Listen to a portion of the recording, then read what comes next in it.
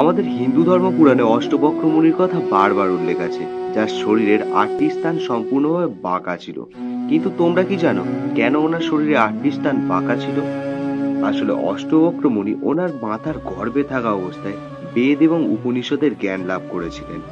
একবার যখন ওনার মাতা সুজাতা এবং ওনার পিতা কাহরু একসাথে মন্ত্রস্তুতি পাঠ করছিলেন, তখন ওনার পিতা সংস্কৃত শব্দ ভুল উচ্চারণ করায় তিনি মাতার গর্ভ থেকে সেই ভুল সংশোধন করে দেন।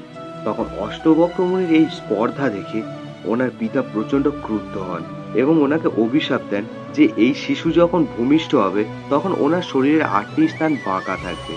এই কারণেই ওনার শরীরে ৮টি স্থান বাঁকা ছিল এবং পরবর্তীকালে ভগবান শ্রীকৃষ্ণের দ্বারা ওনার শরীরে এই ৮টি স্থান আবার ঠিক হয়ে যায়। তথ্যটা ভালো লাগলে অবশ্যই একটা লাইক করে দিও, আর নিজের বাড়ির শিশুদের এই সমস্ত কাহিনী শুনিও, কারণ নিজের ধর্মের কাহিনী অবশ্যই জানা দরকার।